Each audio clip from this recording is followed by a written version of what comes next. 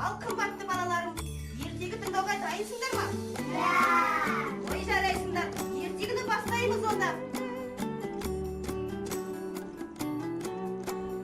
Мен сендерге кене, тастаққа және түлкі туралы ертегі айтамын.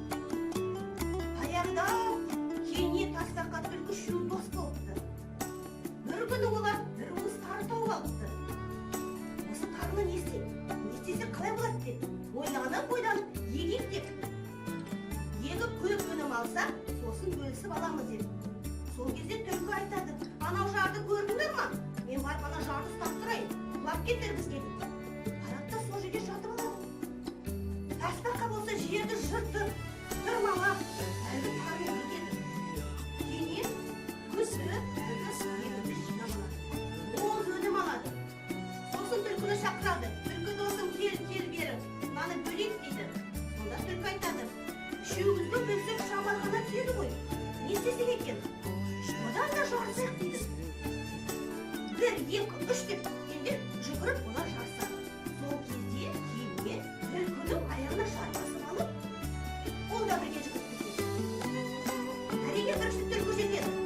Сол кезде кене: ай, мені басты ғой түлкі, тұр дейді. Сен қашан жеттің? Сен қашан жеттің дейді. Кене: сен бағана 1, 2, 3 деп соған тұрғанда мен жеткен дейді. Ах, деп тастаққа да келеді. Тастаққа айтады: мен бір бәле көрдім дейді. Жаңа 2 шартты адам, қолдарында бүркіттері бар, қастарында тазы иттері бар. Әлгі жолдасы түлкіңді тауып бер бізге деп мені қорқытты дейді. Мен көрген жоқпын, білген жоқпын дедім. Бірақ олар болмайды, осы жаққа келеді-ау деймін деп айтты. Сол кезде түлкі: ай, сендер мені көрдім деп айтпаңдар, мен ақырын ғана кете қалайын, мен сендерге ризамын деп кете барады. Міне көрдіңдер ме балалар? Еңбек еткен тастаққа мен кене анау тарыны